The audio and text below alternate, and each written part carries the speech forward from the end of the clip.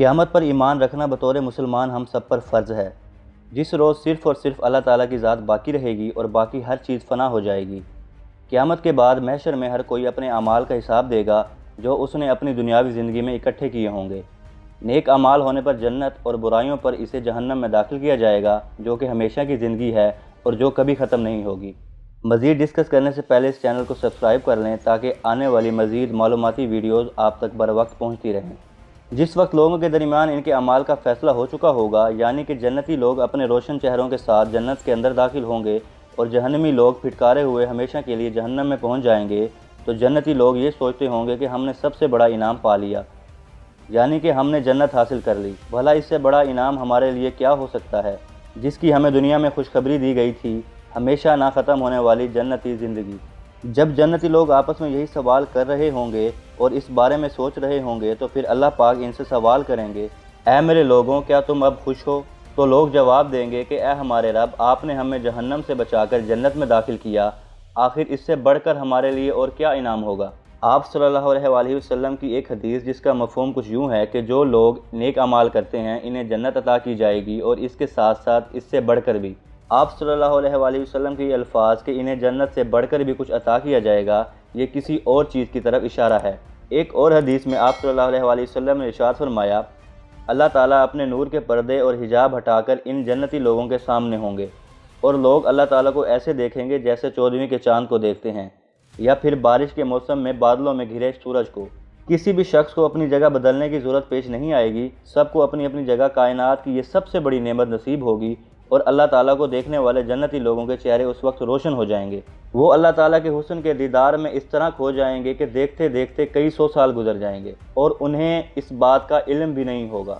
یہ وہ انعام ہے جو اللہ تعالیٰ نے صرف جنتی لوگوں کے لیے آخرت میں رکھا ہے، اور ہمارا دنیاوی جسم اس قابل ہی نہیں کہ دنیا میں رہتے ہوئے اللہ تعالیٰ کی ذات کو دیکھنا تو دور اس کی ذات کو سمجھ بھی پائے۔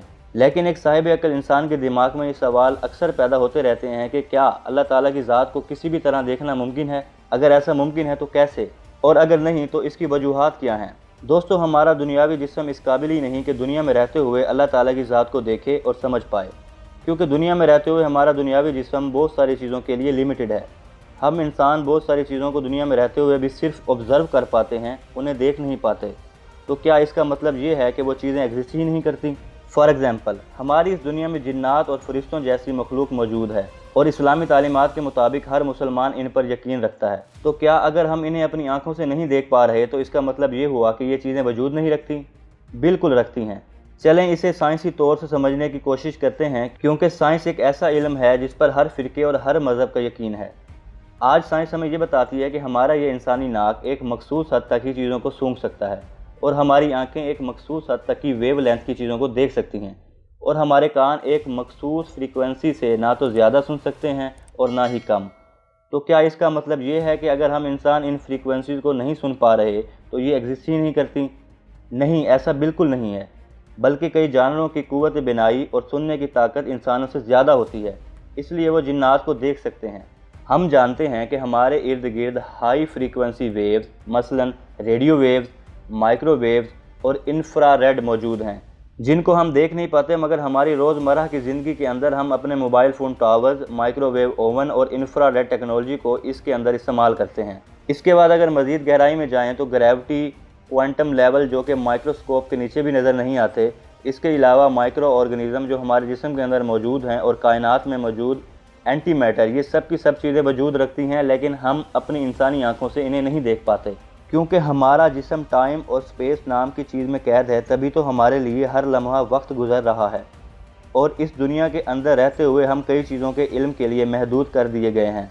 مثال کے طور پر روح کیا ہے، جنات کیا ہیں، آخرت کا وجود کیا ہے، جنت اور جہنم کس طرح وجود رکھتے ہیں، لیکن ان سب میں سے بڑا علم ہے اللہ تعالیٰ کی ذات کا، جو ہمارے سامنے تب ظاہر ہوگا جب ہم دنیاوی جسم سے آزاد ہو کر جنت میں داخل ہوں گے۔